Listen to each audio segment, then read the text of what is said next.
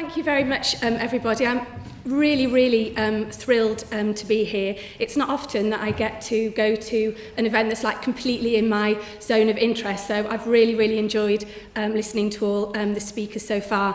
And thank you very much to Joe and colleagues for putting on the event and inviting me to speak. And I too left the snow in the UK, so it was very strange packing summer clothes when I was in woolly jumpers.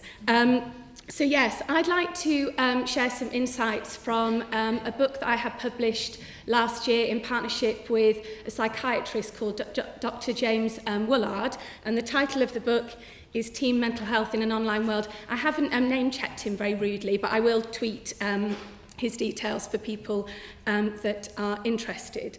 And the book, whilst we did draw on the academic research, the book isn't an academic piece of work. It's actually a guide for health and care practitioners working with teens affected by mental health difficulties. So why did we go about writing the book? Well, as was said in my introduction, I run an organisation called mHabitat. We work with the health service, with the public sector, the third sector, to help them use technology to do things better. And we do a lot of work with teens with mental health problems. And we started noticing a real dissonance between some of the hyperbole in public discourse that Liz referred to in her opening presentation and what we were seeing when we were talking to young people. And James was really noticing a dissonance between, again, that public discourse and his clinical practice. So we were very interested in perhaps a different take on teens' engagement with digital. I also had a personal interest because these are 3 teens that I made earlier. This is like represented the 30 seconds in 2018 when I got them all to smile at the same time. They don't normally look quite so harmonious. And very unethically, they became a site of a living ethnography in our home while I was writing the book, where I was like hassling them about their use of Snapchat. And they were like, you're going to have to pay me if you ask another question. So I became a very irritating parent. But I was also, even more irritating parent. I was also very interested in how they were using the internet, digital technologies and social media, and again, how it seemed to be much more nuanced and complex and knowing than maybe the mainstream media would have us believe. So Henry Jenkins, who's a media theorist, has a good turn of phrase, and I really was struck by this little quote here. So what if we approach the internet as a resource to be deployed rather than solely as a problem to be solved? And that was really the orientation that we had when we were thinking about writing this book. How could we take an asset-based approach that focused on building on young people's strengths and help them thrive online? And how could we help practitioners feel more resourceful when they're working with vulnerable teens and thinking about their online as well as their offline lives? And I think we've already touched on this. It's clear that adult views tend to drown out the views of young people. And we really wanted to get young people's experiences and voices at the heart of this book and to think about how young people can thrive online whilst also managing the very real risks and downsides that we're all aware of.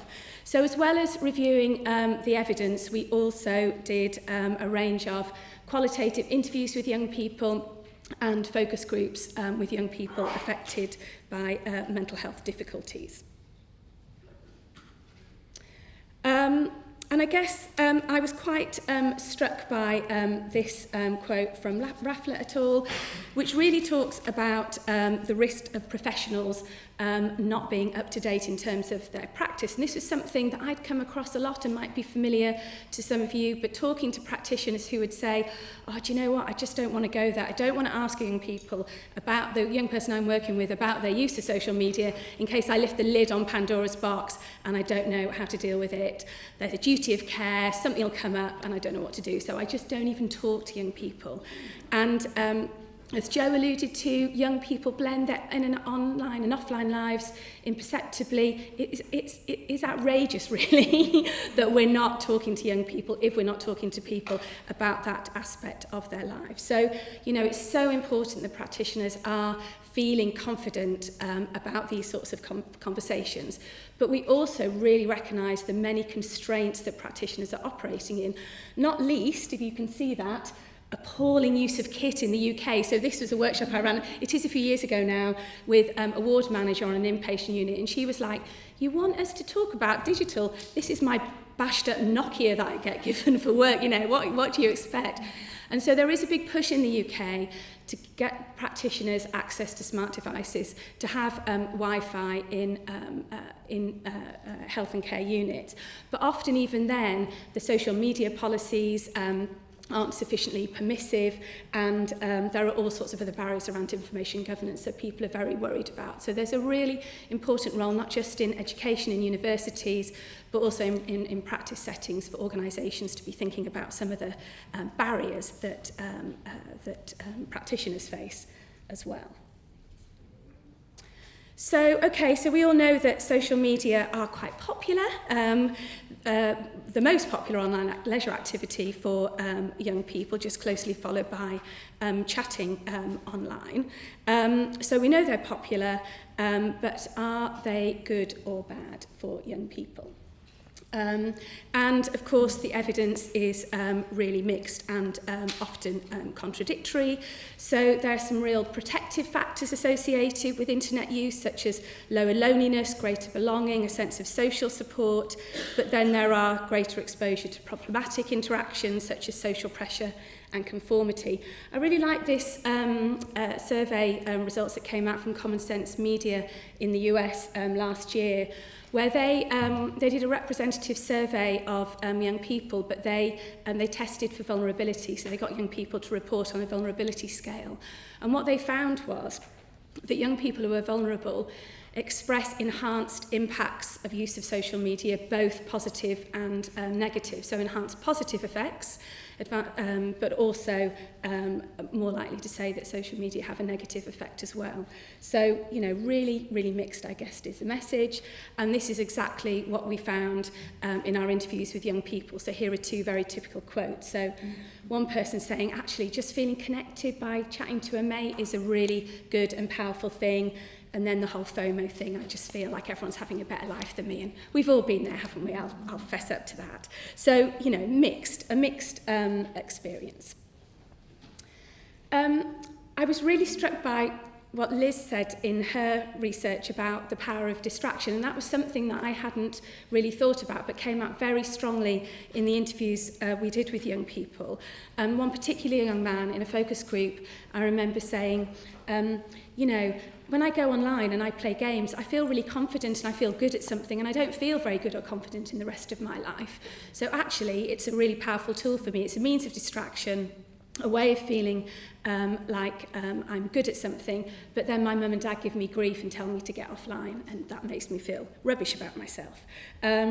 So there was something about the power of distraction, feeling self-confident and like you're good at something, but also the potential of the internet for us to engage in creative production, so to engage in self-learning and to develop skills online. So, you know, anything from animation, filmmaking, photography, robotics, whatever it might be. So there's huge potential for the internet to afford many potential for young people who are vulnerable. However, the downside is that is often not realised. So many platforms, as we know, constrain creative expression in various ways. Most young people will consume rather than actively produce, and that is socially stratified, so more affluent and educated young people getting the benefits of creative production over those who are less affluent. And like many adults, young people tend to stick to the top 10 Google hits. So it's sort of mixed, that thing around creative production and civic participation. But I was also really struck by vlogging and how important YouTube was to many young people. And lots of young people we spoke to talked about having an aspirational YouTuber that they followed who might talk about their life in an aspirational way, but also might then talk about some difficulties they were experiencing or some mental health difficulties. And they sort of wanted to be on that journey with that person. And it reminded me about having my late 80s crush on Adam Ant, you know, who was sort of like desirable but far away as well. And I think that was I'm showing my age there, but that was something that came over really strongly. And a few people have touched on peer support as well, and the affordances of even just like WhatsApp groups for young people to support each other was a really sort of powerful message that we got from young people as well.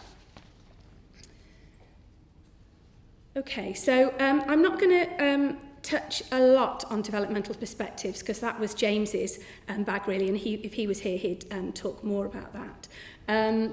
Sonia Livingston in the UK, she's the queen of digital, everything digital and parenting and digital rights, and I love her quote here that, you know, actually young people just want to get away from the rule-bound world of adults and just get into their own space, and I observe that with my children and others. So, you know, the internet provides a context for young people to play out and experience that transition from childhood to adulthood with all of the risks and opportunities contained in it. But I guess there's some particular benefits for young people affected by mental health problems that I just want to briefly touch on, and I think are quite pertinent for practitioners and services to be thinking about when they're thinking about how they engage with young people. And I've purposely focused on the positives here because I wanted to counterbalance, I guess, more of the negatives that we more routinely hear. So, the internet, social media enable young people, but all of us, to take some control of our self-presentation, enable us to take productive risks that we might not feel able to take in person. Clearly, there's the benefit of anonymity when we're searching for information online, particularly when there's stigma. The asynchronicity of the internet allows, or for some channels anyway, allows young people to plan their interactions in a way they might not be able to face-to-face, and there are often reduced visual and auditory cues, which young people can sometimes find overwhelming. So I think these are all useful things to think about when we're concerned about the negative impacts of the internet, thinking about how some of the positive impacts might be able to be harnessed by practitioners and services working with young people.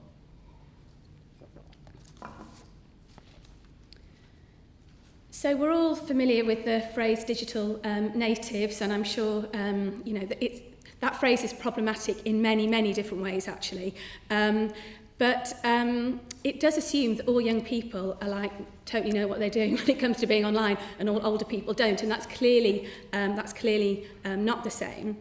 But digital citizenship really is a fundamental core skill of contemporary life, and that's about being able to manage information, communicate online, solve problems, create content, engage critically with content, which I think we all struggle with at times, and verify sources of information. So actually, being able to be digitally confident is a really important skill for all of us and an important skill for young people. The Nominet Trust in the UK, who are now called the Social Tech Fund, did some interesting work around the barriers to digital skills and confidence for young people. And they sort of identified three common barriers. So one is a personal barrier, which might be about literacy and numeracy. Circumstantial barriers, which might be around poverty, health conditions, the support they get in their family. It might even be about credit ratings, which affect access to broadband, for example. And then systemic, which are around unemployment, experience of care, criminal justice system, and so on. So there are all sorts of barriers to digital inclusion. And we often assume that age is the most important predicator, but actually disability, social class, income, the age at which a young person leaves education are all salient factors. I helped an 18-year-old. Do you have Aldi in Australia? So I don't know that anyone's ever done an online application for Aldi. I helped an 18-year-old apply for a job on Aldi. Psychometric tests, numeracy tests, uploading your CV. We spent an hour doing it, and even with my help, he did not get an interview, which is a bit of a concern. You know, even something like applying for a job online is a tricky thing to do. And we know that young people affected by mental health problems are often affected by a lot of those socioeconomic impacts as well. So I think it's really important that we do think, and practitioners think, about the extent to which the young people they're working with are digitally excluded. And I was quite struck, I can't think who talked about the notion of digital differences. So it's not about digital natives or digital immigrants, it's more about the differences that young people have and how we can help young people overcome some of the barriers that they might be experiencing, and how as adults we recognise our own skills and abilities and how we work with young people to help overcome them. That was quite a big headline from The Atlantic last year, and you'll just see them all the time. You know, any number of have smartphones destroyed a generation, blah, blah, blah, blah. So we did a chapter on adverse experiences because, you know, it's really important to acknowledge them and engage with them. We covered a whole range of adverse experiences, but I just want to pick on one, which is sexting. And the reason I'm picking on that is because the Young Scot, who are a charity in Scotland, just did a really nice piece on their website for young people, which had a harm minimisation approach towards sexting. So it's acknowledging that young people are going to sext, it's a common practice. So rather than say, don't do that, blame young people, tell them not to do it, acknowledge that it's likely they're going to do it, but how can they mitigate the risks associated with sexting and protect themselves and keep themselves safe? So the sorts of advice they have is keep your face out of photos, avoid any distinguishing features, keep an indication of where you are out of view, agree to delete them. There are apps like Signal, I think Signal was mentioned earlier, which is a secure messaging app, a bit like Signal, a bit like WhatsApp, but you can get your photos auto-deleted once they've been viewed. So, I was really struck by this. Bad things are going to happen, young people are going to take risks. How do we help have more productive conversations with young people that enable them to think carefully and critically about those risks and mitigate the harm associated with them? But that is only going to happen if, as adults, we have really good open conversations with young people. Okay, so I won't say anything more about adverse experiences. But I do want to, we haven't really touched on digital rights yet, and I just wanted to briefly touch on that because actually a lot of the responsibility with digital citizenship, digital literacy, all falls on the individual, doesn't it? But actually there is a responsibility of the platform providers and of governments and regulation to keep young people safe, and there's no doubt lots of this work going on in Australia, as exemplified by the work with Orygen, and also is happening in the UK.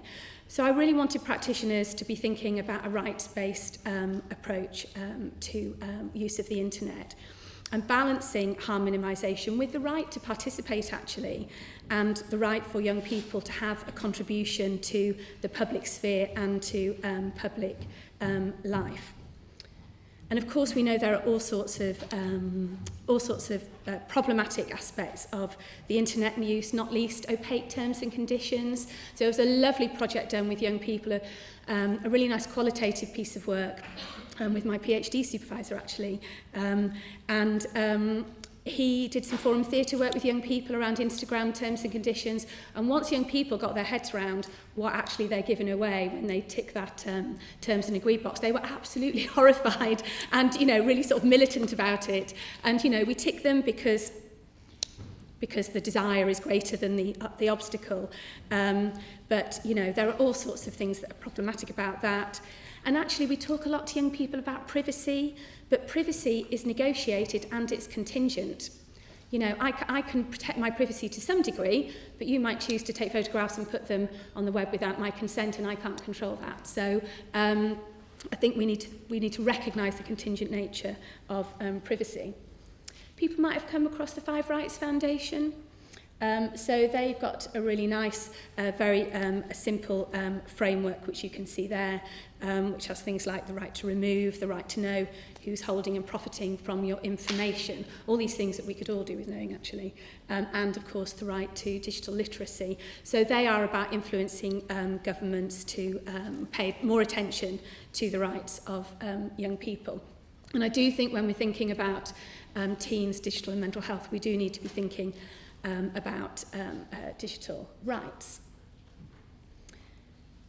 And then we also need to be thinking about young people's resilience. So I guess the 5 fruit and veg a day is a thing. It's definitely a thing, and it's a sort of thing that's one of those things that we've all internalised. And so the UK Children's Commissioner has done some really good work around digital technology and young people, and she's developed a digital 5 a day, which again I just think is a really nice simple tool for practitioners to use with young people when they're thinking about their use of technology. And again, it's something about having helpful conversations that help young people think positively about their use of the internet. So I'd very much encourage you to go and have a look at that. Okay, so it's a bit grand to say it's a framework, but we started thinking about how can we frame something that helps practitioners think about the key things, the key approach they need to take when they're working with young people. And so we sort of landed on this explore, inquire, ally. So the explore bit is about informing ourselves, about seeking to understand and inform ourselves about the rapid pace of change that was referred to in the previous presentation, but try and keep some sort of handle on the platforms and the tools and the culture and practices being engaged with young people. To inquire, so to ask young people in appropriate ways that encourage conversation. And in terms of being an ally, that's about taking a coaching approach, walking alongside and having useful conversations with young people.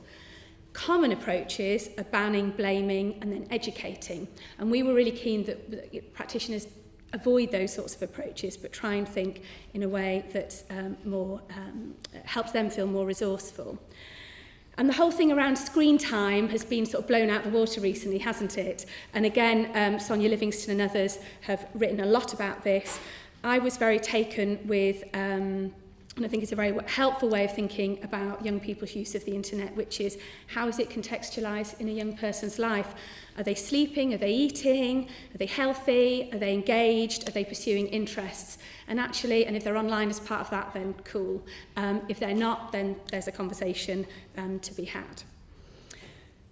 We were very struck by the potential for peer-to-peer approaches. Again, we've talked about peer-to-peer a few times today, but older young people talking to younger people about their use and sort of sharing some of their wisdom. We saw some examples of that we thought was really helpful. There's definitely something for us all as parents and practitioners about role modelling good behaviour. The Common Sense Media research that I referred to earlier, they found that a third of the young people respondents wished their parents spent less time on their phones. Guilty as charged. So role modelling good, rounded behaviour. And then coming back to that thing about creative production and online learning, actually helping young people leverage some of the real sort of benefits of the internet, and helping young people learn how to self-regulate their use of the internet based on their intrinsic and not just their extrinsic motivations. So I guess our messages were: be non-judgmental, be interested but don't pry, encourage critical thinking, and join in. But join in a way that isn't going to, irritate and annoy, because I've been there, I've done that, and it doesn't go down well. So we spent a bit of time thinking about implications for services, and that's what I do a lot in my working life. And I guess it's very easy for services to think, oh, there's an app there, we'll license that app, or we'll recommend an app, and then we're sorted, we're modern, we're hip with the kids.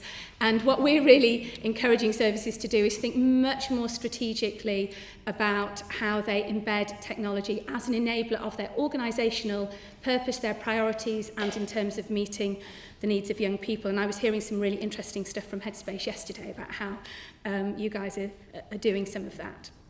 So for me, that's thinking about digital inclusion and exclusion, understanding the demographics of the young people you're working with and how likely they are to be included or excluded and how you might address those issues. actually think we haven't really touched on e-health literacy. So there's digital inclusion, and then there's searching for and engaging with health information online, which is a slightly different thing again, but how you encourage and enable people to look for information online. I was very struck by Liz's research that showed that actually information on the internet was really high up in terms of a helpful way to access information and support. In terms of that foundational piece, services and organisations really do need to be thinking about practitioner skills, so their practitioners and how confident they are and what sort of infrastructure they've got in place that enable a practitioner to have useful conversations with young people. And then how you might use digital channels as communication tools. So young people often tell us sometimes they do want a letter actually. They mostly don't want a phone call. And if it is a phone call, I want a text first telling me you're going to make the phone call, and then I might pick up or I might not. So thinking about instant messaging, thinking about a variety of communication tools that enable and improve access. Redesigning services with digital in mind, so when you're redesigning services, thinking about that digital component. Yeah, you wouldn't think about whether you're going to have a telephone, would you? But think about what digital tools that might or might not be useful.